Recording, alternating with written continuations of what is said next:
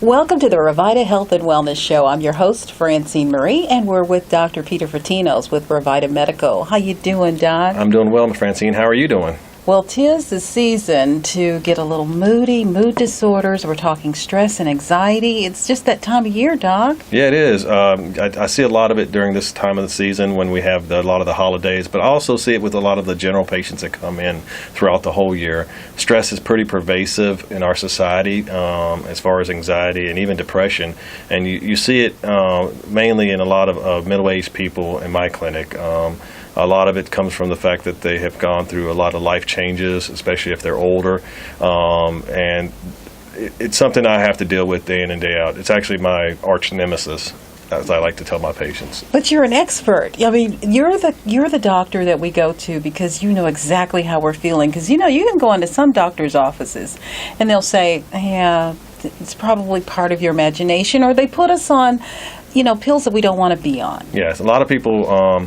One of the most prescribed medications are what they call the SSRIs. These are your Prozacs and your, Paxils and a lot of that medication. And it's mostly for, it's actually the only indication, basically, is depression. Although some of them are using it for some, menopausal symptoms in women, which, again, a lot of this makes sense then because if you're using Paxil for depression, but then you're also using it for menopause, there's got to be a hormonal component.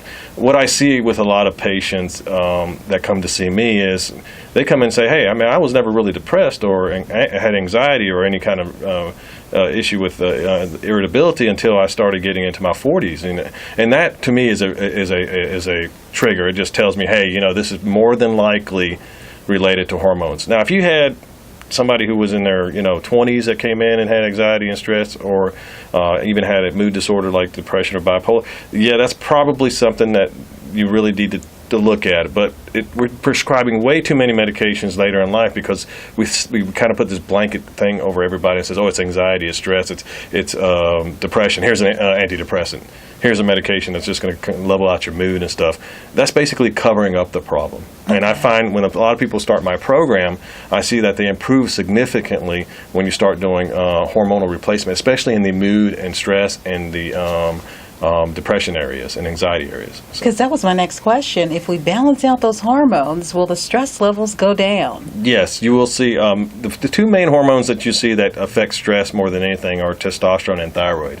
And they're antagonistic to a hormone called cortisol, which is your main stress hormone, okay? Cortisol is released when you're stressed, okay? And it increases your sugar in your body and gets you the fight or flight ability. And they're kind of mutually exclusive. Your cortisol goes up, your testosterone and thyroid are going to go down. But how do you fix that? Well, you can bring up your cortisol and you can bring up your thyroid and testosterone, and that can usually bring your cortisol down. That's the main way I try to bring down cortisol if it is up.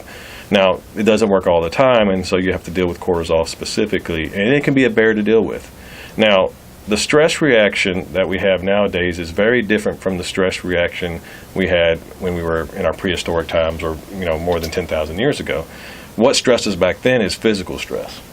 So if you saw a bear in the woods or you had to fight to go find food, you're actually, any cortisol that you're getting a peak in, you're going to end up using the sugar and all these other things that come with the cortisol to be able to survive back then.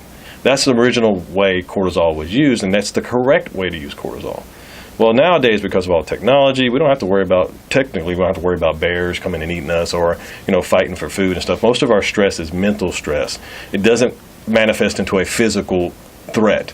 So when your boss yells at you, it's going to stress you out. Your cortisol is going to go up, but what are you going to do? Going to punch your boss? You're going to jump on a treadmill right then and there? No, you're not going to see that, you're not going to use that energy to get out of it. And you're not going to use it right then and there because maybe you have 8 hours left in the day to work.